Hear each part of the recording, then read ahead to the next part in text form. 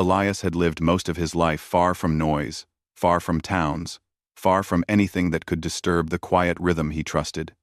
His ranch sat near the northern ridge, where winter arrived earlier than anywhere else.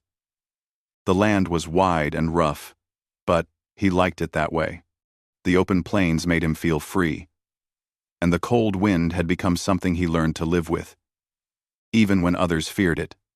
He knew every trail, every broken fence post, every rocky turn. Winter never surprised him until that one night. The storm came faster than any he had seen.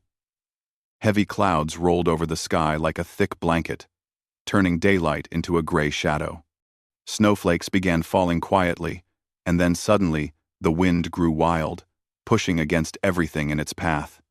Elias had gone out to check on his cattle because storms like this could bury young calves or make the older ones wander off. His horse struggled against the rising snow, but Elias had a steady hand and guided the animal toward the far side of the pasture. The world around him slowly disappeared behind a wall of white. He finished his work quickly, but as he turned back toward home, something caught his eye, a shape lying near the ridge trail. At first, he thought it was an animal. Then the wind cleared for a moment, and he saw a person curled up in the snow. His heart jumped. No one should be traveling in weather like this. He slid off his horse and rushed forward. As he got closer, he saw it was a young woman. Her long, dark hair was frozen with snowflakes, and her fingers were stiff with cold. She looked half-conscious, barely holding on. Her clothes told him she was from the nearby tribal village. Her people were strong and used to rough winter paths, but even the strongest heart could not fight a storm like this alone. Elias knelt beside her. "Miss, can you hear me?" he asked gently. Her lips moved just a little. "Cold." "Horse slipped," she whispered. He checked around and saw tracks in the snow where her horse had struggled and fallen. She must have walked for miles after that. The storm had drained all her strength. "We need to move," he said softly. "Stay with me." She nodded weakly, though her eyes looked tired and unfocused. Elias lifted her carefully, trying not to cause any pain. She was freezing, colder than anyone should ever be.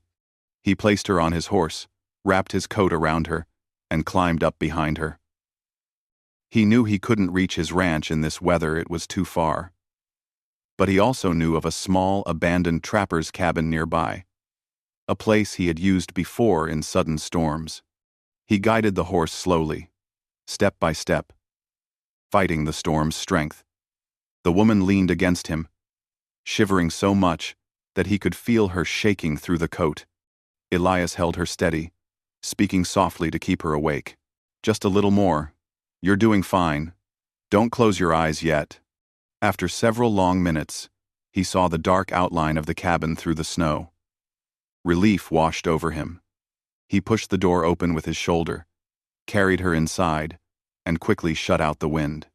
The cabin was small, dusty, and empty, but it was better than being outside. There was an old fireplace, a wooden bench, and a pile of broken tools left behind. It wasn't much, but Elias knew how to survive in harsh weather. He lowered the woman onto the bench. Her breathing was faint, but steady. Elias moved quickly, gathering the dry wood stacked behind the old stove. He prayed it would burn. He struck a match, sheltered it with his hands, and carefully lit the fire. Flames rose slowly, bringing a small glow to the freezing room. The warmth was weak, but it was something. The woman tried to sit up, but she winced in pain. "I'm sorry," she whispered. "You don't need to apologize," Elias said calmly. "You did what you had to. You're safe now." She smiled faintly, grateful but exhausted.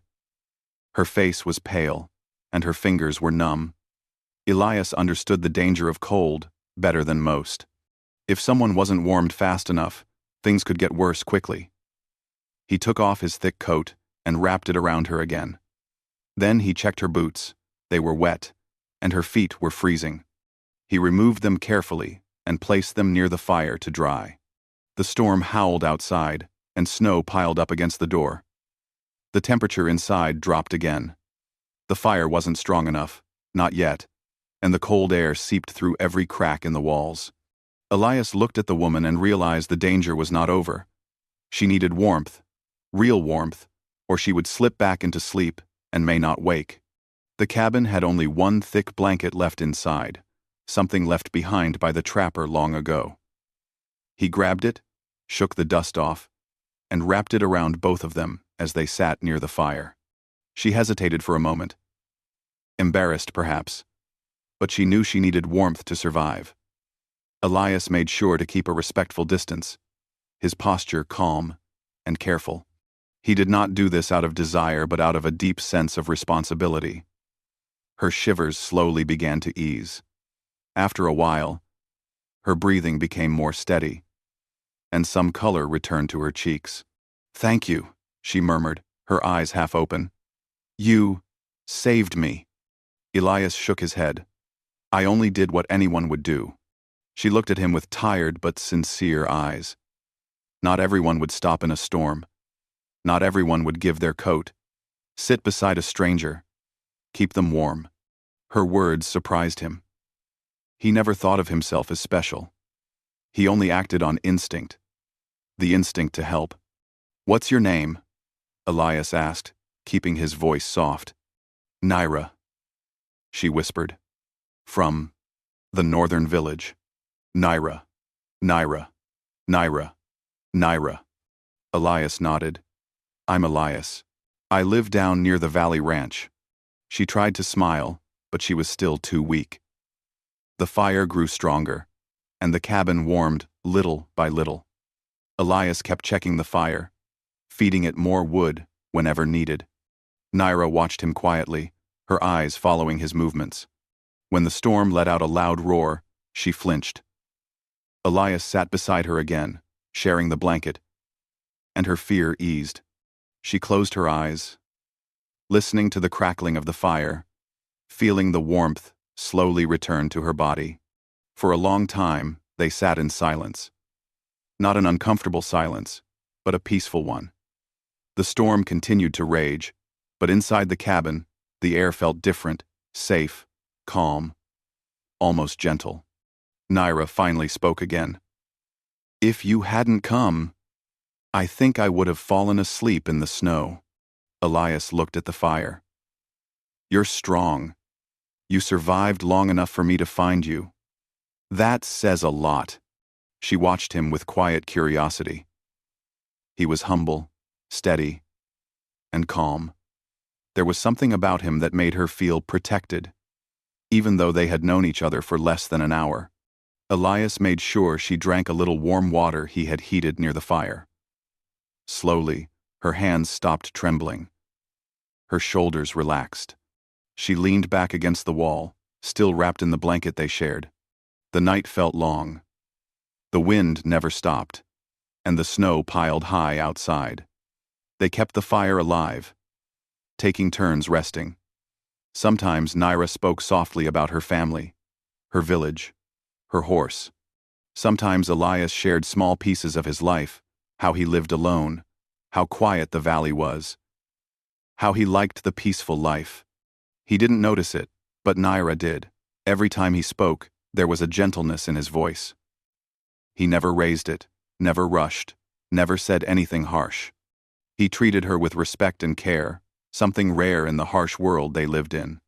By the time morning came, the fire was dying down, and the storm had finally stopped. Sunlight pushed through the cracks of the cabin walls, falling softly on the dusty floor. Elias stood up and stretched. Naira blinked awake, her body no longer shaking. She looked stronger, able to sit upright now. "You made it through the worst," Elias said with a small smile.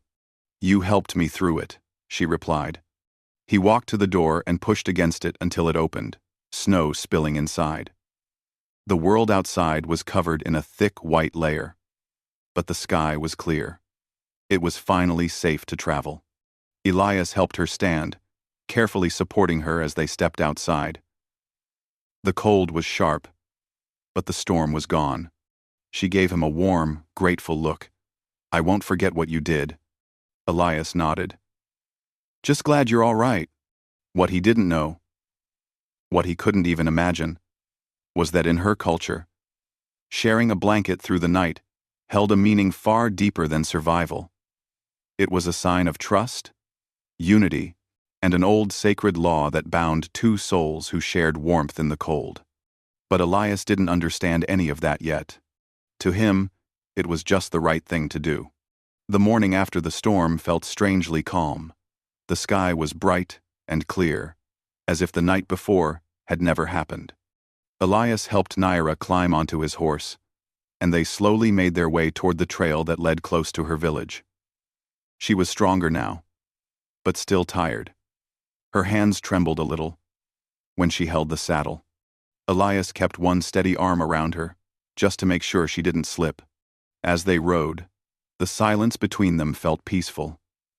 Naira watched the snow-covered plains with quiet eyes, but every now and then, she looked back at Elias, as if studying him. He noticed it once or twice but said nothing. He assumed she was still cold, or thinking about her lost horse. When they reached the edge of the forest near her village, Naira asked him to stop. She slid down slowly, leaning on him for balance. "Thank you," she said softly. "You saved me in the storm, and you kept me warm. I don't know how to repay this." "You don't owe me anything," Elias replied, shaking his head. "I'm glad you're safe. That's enough." Her eyes softened at his words, but something inside them looked troubled, as if she wanted to explain something but wasn't sure how. She opened her mouth, then closed it again, unable to find the right words. Before she could try again, distant voices echoed through the trees. A group of riders approached quickly, moving with purpose. Elias recognized the pattern on their cloaks: tribal hunters. Naira straightened up immediately, a hint of nervousness in her expression. The riders stopped when they saw them. One of the elders, an older man with gray braids and a calm face, stepped down from his horse. His eyes widened when he saw Naira alive. "Naira," he said with relief, "we feared the storm took you. Your horse returned alone last night."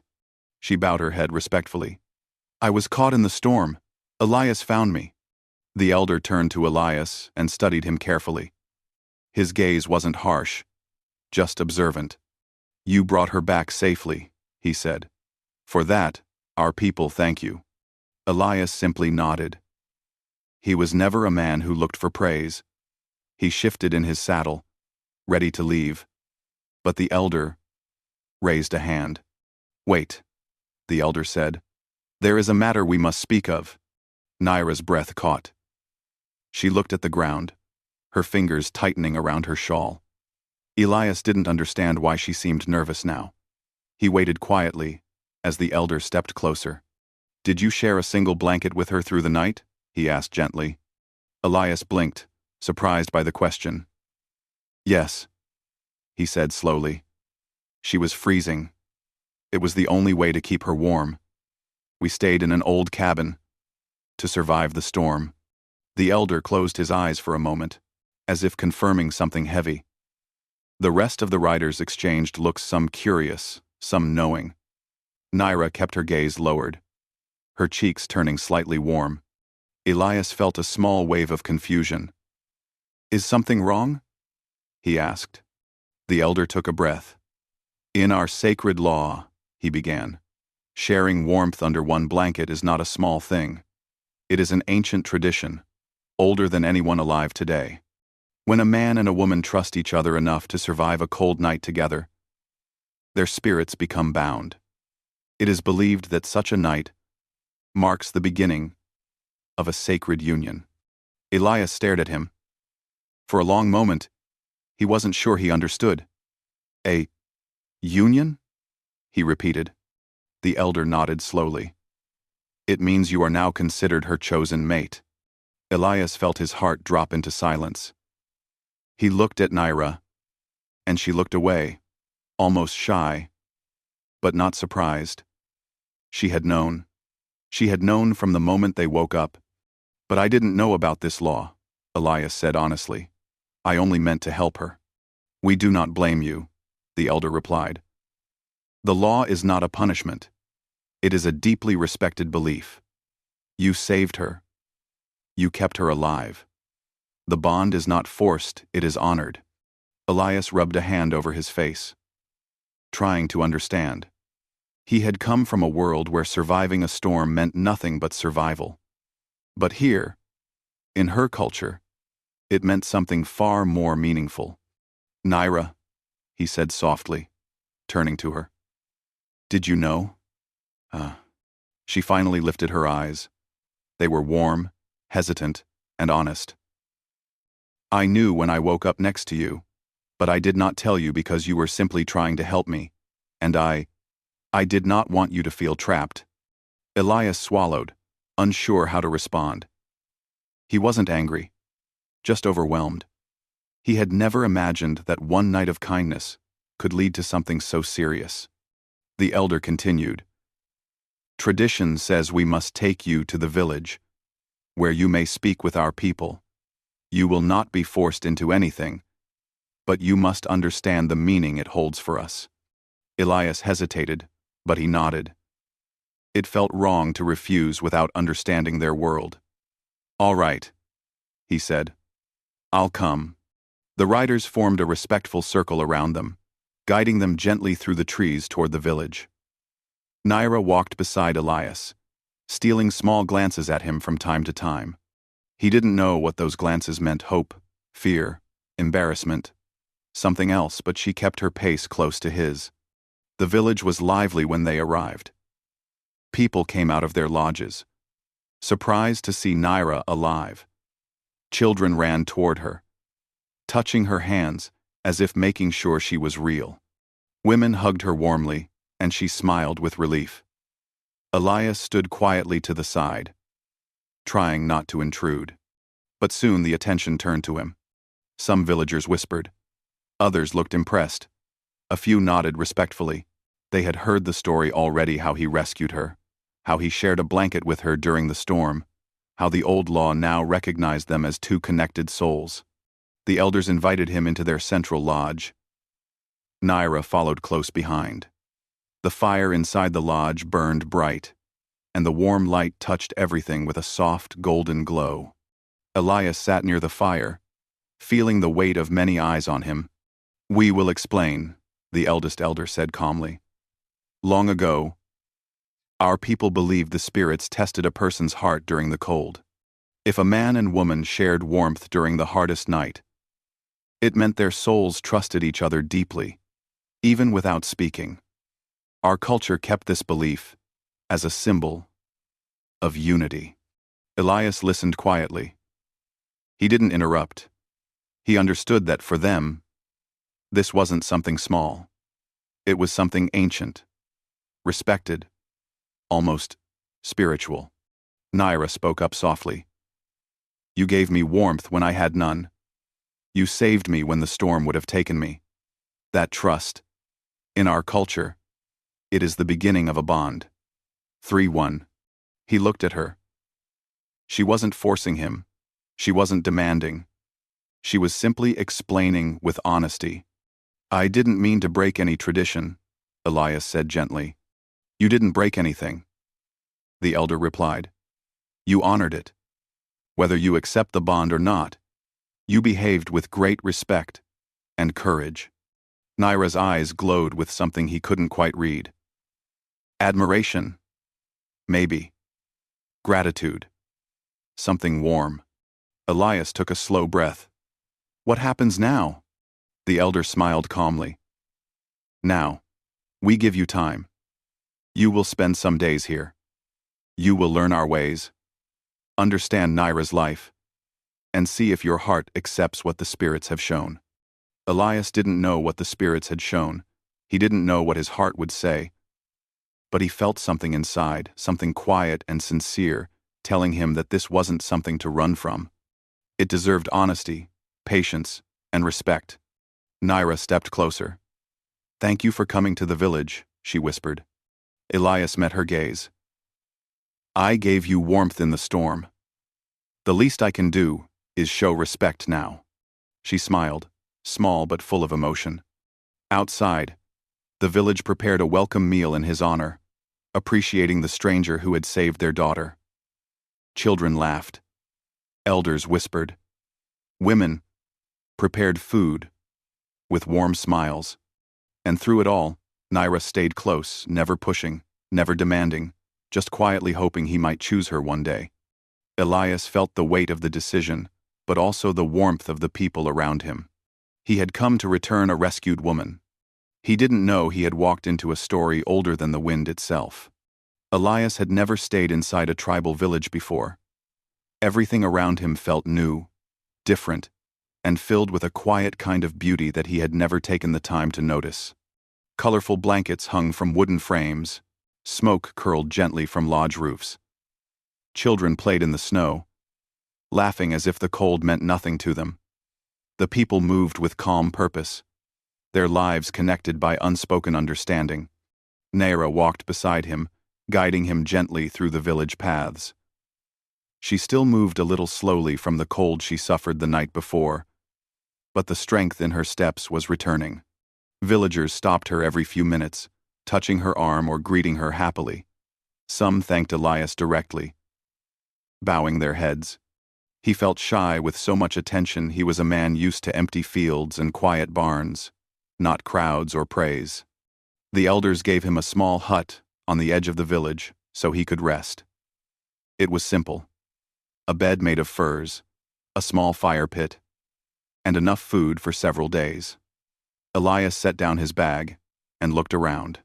Everything felt peaceful, warm, and strangely comforting. Even so, his thoughts kept drifting to the conversation. Earlier, the law, the bond, the meaning behind sharing a blanket. It still amazed him that something done only for survival had shaken an entire village's beliefs. Later that afternoon, Naira came to his doorway, tapping lightly on the wooden frame. Elias nodded. Of course. She stepped inside, carrying a bowl of warm stew. She placed it gently in front of him. Our people wanted you to have this. A welcome gift. He smelled the stew, vegetables, herbs, and meat, cooked in a way that reminded him of the old stories his grandfather told. Thank you. Naira watched him take his first bite. She looked a little nervous, as if waiting for him to judge it. This is good, Elias said with a small smile. Very good. Her shoulders relaxed. She sat near the fire, warming her hands. For a while, neither spoke. The silence between them wasn't awkward. It felt natural, as if both were simply thinking. Finally, Naira said quietly, I'm glad you came with me today. Some men would have left right away. I couldn't leave without understanding, Elias replied. It didn't feel right. She nodded. Our traditions are old. Some people outside our tribe don't understand them. I worried you would think we were strange. I don't think that, Elias said. Every culture has meaning behind its ways. I may not understand everything yet, but I want to. I want to. Her eyes warmed at that. Then I will help you. The next morning, Naira took him to meet her family members and the elders more properly. They welcomed him with respect, curious to learn about the quiet rancher who had helped one of their own. He answered their questions patiently about his ranch, his cattle, his quiet life in the valley. In return, they shared stories about the tribe's winters, festivals, and traditions. Later, Naira brought him to the riverbank. Snow lined the edges, but the water still flowed gently, clear and cold. The place looked untouched, almost sacred. She told him it was where her people came to pray or reflect when they needed peace. My mother used to bring me here when I was little, she said softly. She said the river carried the voice of the land. Elias watched her as she spoke. There was a softness in her expression that he hadn't seen before, a mixture of memory and quiet strength. He felt something shift inside him. Something small, but sincere. They walked along the river, talking about simple things, childhood stories, favorite foods, animals they liked. At one point, a wild deer appeared near the trees, watching them curiously. Naira smiled, whispering something in her tribal language. The deer blinked, then walked away peacefully. "You talk to animals?" Elias teased lightly. She laughed gently. "Sometimes. They listen better than people." Her laughter made him smile too. He hadn't smiled this easily in a long time. As the days passed, Elias slowly became part of the village's rhythm. Children followed him, asking questions about his ranch. Women invited him to sit by their fires. Men showed him how they carved tools or set traps. He learned how they honored nature, how every part of life held meaning. And through it all, Naira stayed close not out of obligation, but out of comfort. She seemed to enjoy his presence in a quiet, natural way. Sometimes she would bring him food. Sometimes she would show him parts of the village he hadn't seen yet. And sometimes she simply sat with him without speaking, letting the silence say everything. One evening, they sat near the fire outside her family's lodge. The sky above them was full of stars, bright and sharp in the cold winter air. Naira watched the flames, thinking deeply. "I want to tell you something," she said finally. Elias turned to her. "Go on." "When we shared the blanket," she whispered, "I was scared. I thought I wouldn't survive the cold. But your kindness, your calm voice, it made me feel safe. It felt like the world outside the cabin didn't matter." Elias looked at the fire, thinking about that night. "Anyone in my place would have helped," he said. "No," she said gently. "Not everyone would stay awake to make sure I was breathing. Not everyone would speak softly so I wouldn't feel alone. Not everyone would give their coat and sit close only to help, not to take anything." He didn't know how to respond. Her words touched him more deeply than he expected. She continued, "You are a good man, Elias. A rare one. That is why the bond means something to me. Not because of the law, because of who you are." He felt his heart tighten, not in fear, but in something warm and uncertain. He wasn't sure what to say. He wasn't sure what he felt yet. But he knew Naira's words were honest. "I don't want to force you," she added softly. "If you choose not to accept the bond, I will respect it. But I want you to see who I am, and who we could be." And he looked at her then. Really looked. Her eyes were deep brown, reflecting the firelight.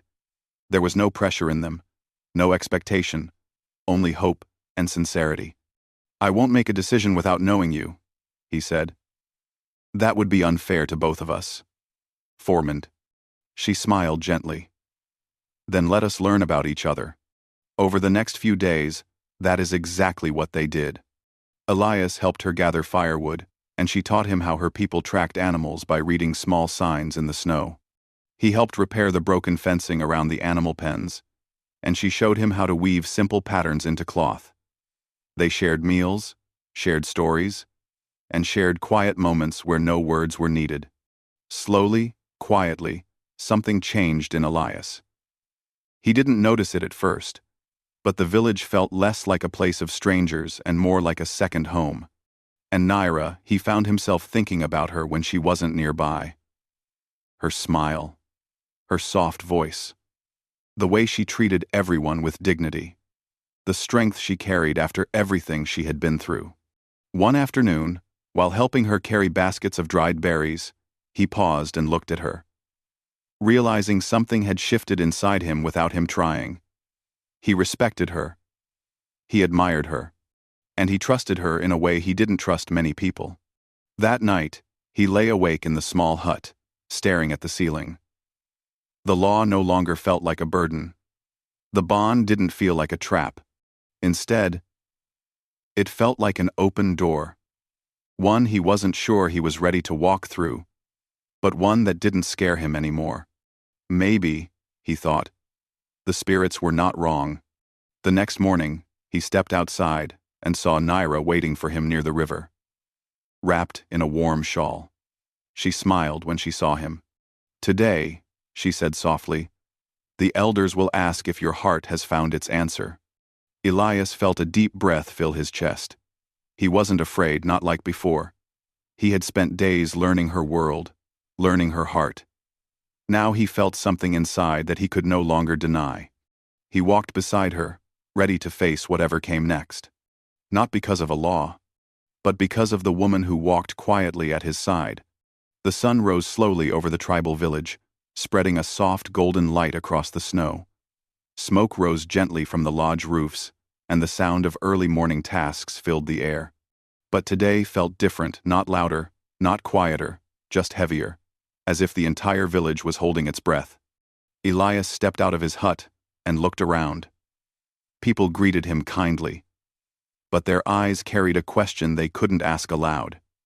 Everyone knew the elders would gather today. Everyone knew a choice had to be made, and everyone knew that the choice was his. He stood outside for a moment, breathing in the cold air. Snow crunched beneath his boots, and a faint breeze brushed across his face. He looked toward the center of the village, where Naira stood waiting. She wore a warm shawl, her dark hair braided neatly, her expression soft but uncertain. Their eyes met from across the snowy path. She didn't rush toward him, but she didn't look away either. She simply waited. Elias walked toward her slowly, every step steady. He wasn't nervous anymore, not in the way he was before. But there was a weight inside him, a weight of understanding that his answer today would shape the rest of both their lives. When he reached her, Naira gave him a small, gentle smile. "You slept well?" she asked quietly. "Well enough," Elias replied. She nodded. "The elders will call for us soon." And they stood there for a few moments, facing the morning light. Naira tugged her shawl tighter around her shoulders. Elias could see the worry in her eyes, even though she tried to hide it. She wasn't afraid of him. She was afraid of losing what had quietly grown between them these last few days. "You don't have to be afraid," Elias said softly. Her eyes lifted to meet his. "I'm not afraid of you," she whispered. "I'm afraid of hoping too much." He looked at her for a long moment, the kind of look that goes deeper than words. Her honesty touched him. She wasn't asking for promises. She wasn't demanding anything. She was simply letting him see her heart. Before he could respond, the village messenger approached them respectfully.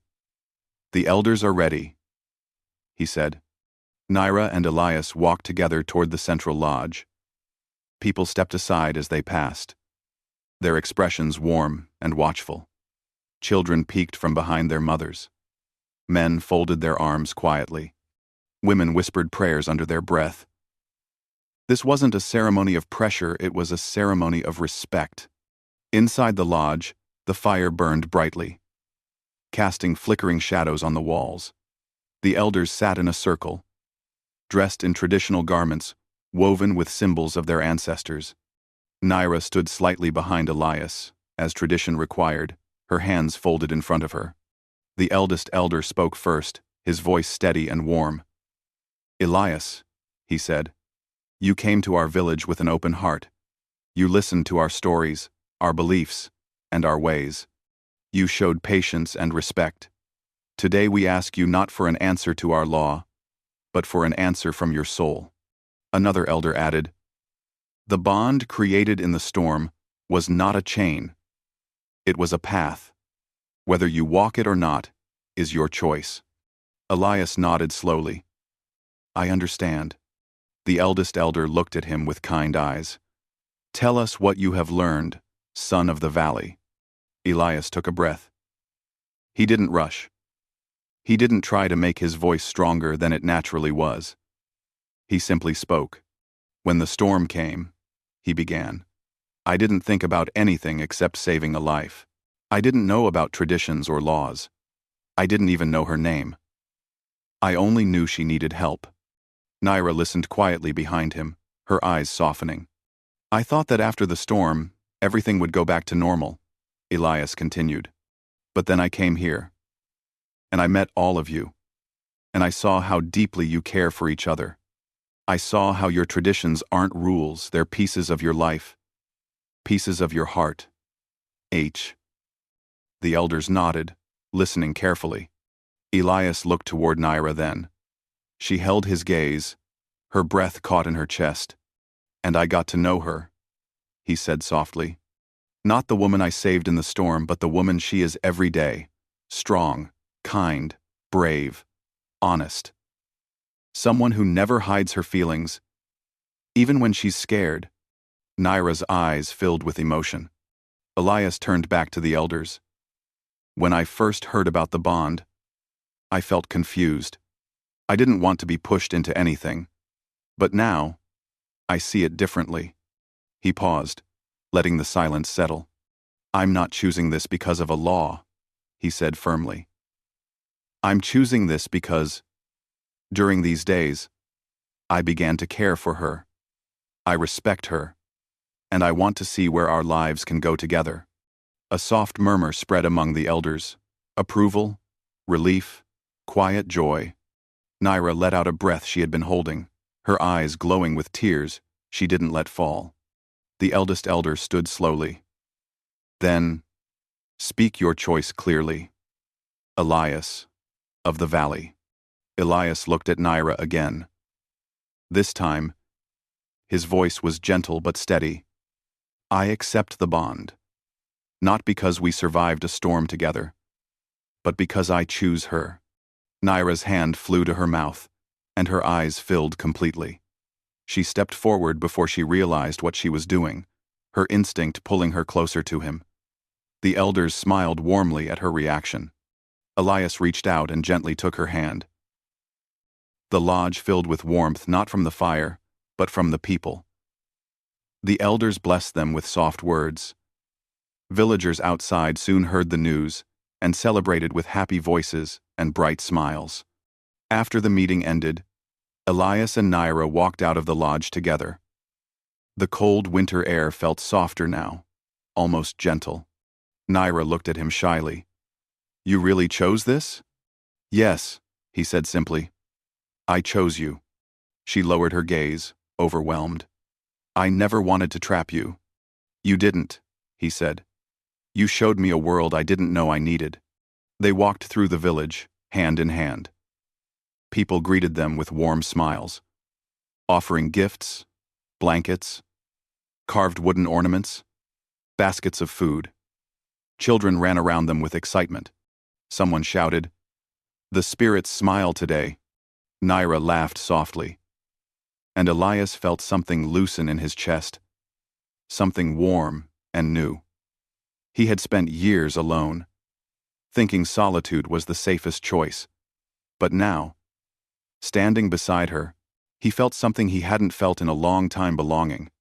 Later, as the village celebrated quietly with music and a warm feast, Elias and Naira sat near the fire. She leaned slightly against him, not close enough to cross any line, but close enough to show trust. Elias, she said gently, thank you for choosing me with your heart. He looked down at her and smiled softly. Thank you for giving me a reason to stay. The night grew darker, but the fire between them glowed brighter. The sound of soft drums played in the distance. Snowflakes drifted slowly from the sky, but the cold didn't bother them anymore. Two people who survived a night in the storm now sat together in peace, not tied by law, but united by choice.